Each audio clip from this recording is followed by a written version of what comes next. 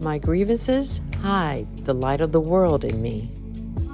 A Course in Miracles Workbook Lesson number 69. No one can look upon what your grievances conceal.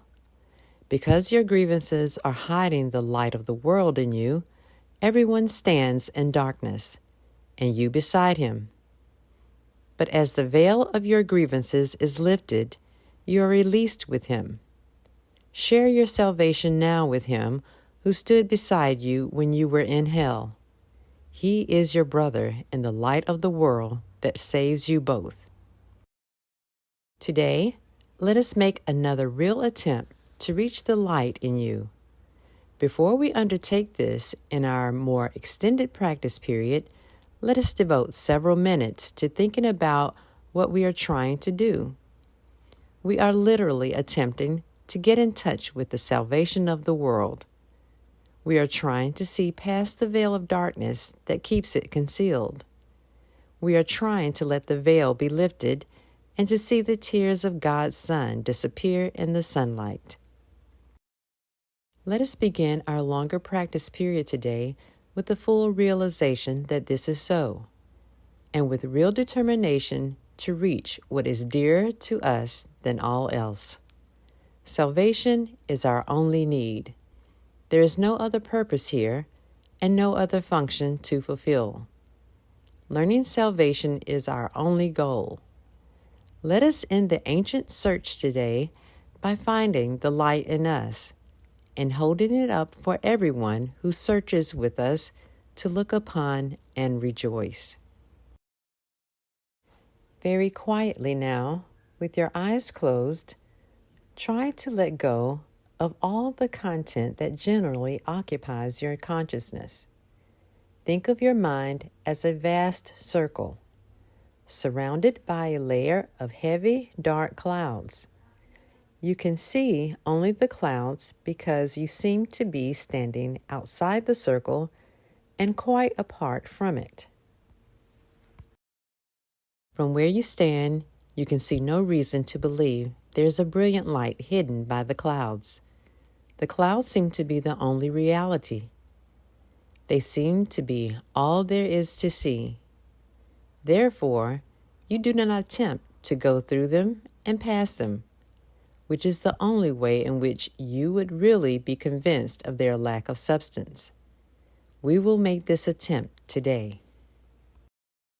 After you have thought about the importance of what you're trying to do for yourself and the world, try to settle down in perfect stillness, remembering only how much you want to reach the light in you today, now.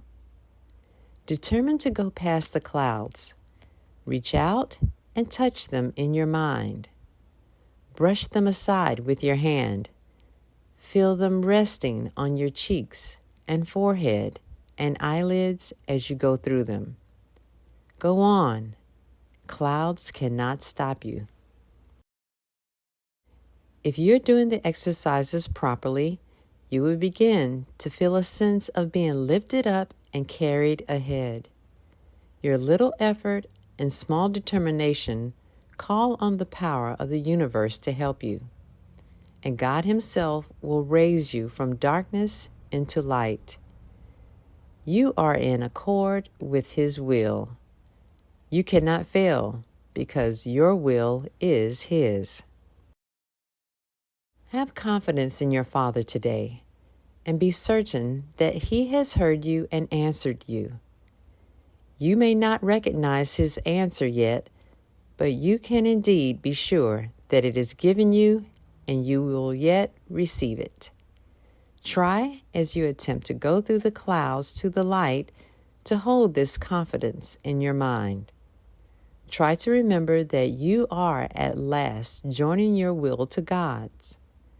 Try to keep the thought clearly in your mind that what you undertake with God must succeed. Then let the power of God work in you and through you, that His will and yours be done.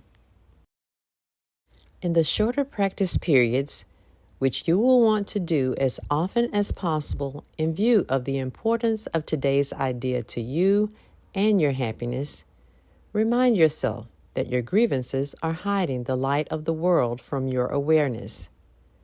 Remind yourself also that you are not searching for it alone, and that you do know where to look for it. Say then, "My grievances hide the light of the world in me. I cannot see what I have hidden. Yet I want to let it be revealed to me, for my salvation and the salvation of the world."